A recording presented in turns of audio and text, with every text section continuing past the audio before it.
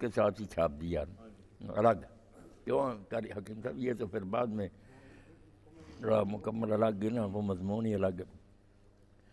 تو منافقین کا ذکر جو پڑا نا کہ یہ کلمہ کا اعلان کر کے مسلمانوں میں گھس جاتے ہیں، ہوتے نہیں مومن، ان کے نقصانات جو قرآن نے بتایا وعلیکم السلام کہ مسلمانوں کی تعداد کا زیادہ ہو جانا ان لوگوں کی وجہ سے کوئی فائدہ بخش چیز نہیں. ایسے ہی ہے جیسے آدمی بیماری کی وجہ سے موٹا ہو جائے، سوج جائے، تو وہ تندرست آدمی کے مقابلہ میں کوئی نہیں، نقصان دہ ہے اس کا موٹاپا. ایسے لوگ جو ہیں ان کی کثرت اسلام کو بہت نقصان پہنچاتی ہے. مولا نے بتایا نا کہ کافر اتنا نقصان نہیں کرتے جتنا یہ کرتے ہیں، گھسے ہوتے ہیں اسلام میں اور فتنے اٹھاتے ہیں، مسلمانوں کو ٹکڑا ٹکڑا کرتے ہیں، کافروں کی جاسوسی کرتے ہیں. کوئی وقت آ جائے تو کافروں کا ساتھ دیتے ہیں، مسلمانوں کا ساتھ نہیں دیتے. منافقین کے تذکرہ سے قرآن بھرا پڑا، بہت خطرناک فتنہ. مگر کیا کیا جائے، وہ کلمہ پڑھنا چاہتے ہیں. اب اگر ہم کہیں نہیں پڑھانا، یہ بھی بات غلط ہے. وہ کہتے ہیں تم کہتے ہو اسلام لاؤ، ہم لا رہے ہیں، تم قبول نہیں کرتے.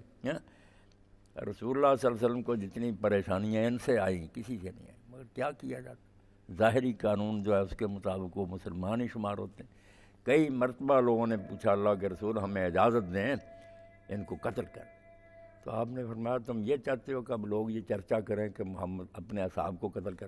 یقتل اصحابہ کہلاتے تو یہ بھی اصحابی ہیں، لوگوں کی نظر میں تو کوئی فرق نہیں.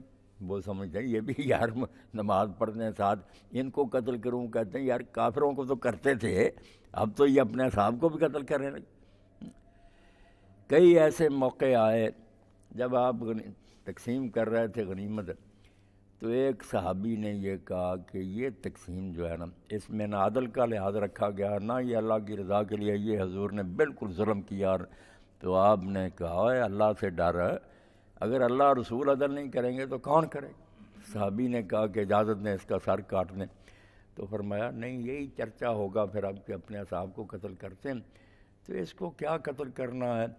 اللہ کی وحی سے آپ نے بتایا کہ اس کا تو ایک گروہ ہی پیدا ہوگا جو قرآن پڑھے گا، حلق سے نیچے نہیں اترے گا، نمازیں پڑھیں گے، ان کی نمازوں کے سامنے تم بھی اپنی نمازوں کو حقیر جانو گے، اتنی خشوع سے پڑھیں گے، ہاں، مگر ہوں گے وہ دین سے باہر. جہاں پاؤ قتل کرو، بدترین گروہ ہے. تو وہی گروہ بعد میں پھر ظاہر ہوا، اور وہ جو تھا انہی میں شامل ہوا. جس نے یہ اعتراض کیا تھا نا وہ صحابی نامراد، انہی میں چلا گیا پھر ذوالخویسرہ خارجیوں کے ساتھ، انہی میں قتل ہوا.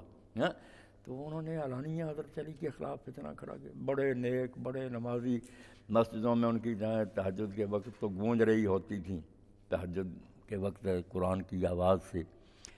تو قتل کیے گئے، وہ بہت بری طرح مارے گئے. تو منافقین جو ہے نا ان کا حل کوئی نہیں نظر آتا. یہ منافقین کا کوئی حل نہیں نظر آتا کہ ان کا کیا کیا جائے.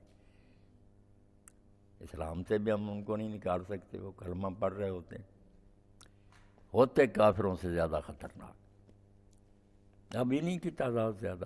یہ حکمران ہمارے جو ہیں اور ان کے حواری، ان میں سے تو اکثر اس معیار پر پورے اترتے ہیں کہ مسلمانوں کا نقصان کرتے ہیں، کافروں کے نفع کے لیے دوڑے پھرتے ہیں. اپنا بیڑا غرق بھی ہو جائے کوئی بات نہیں، کافروں کی مدد کریں، ان کی خوشنودی حاصل کریں.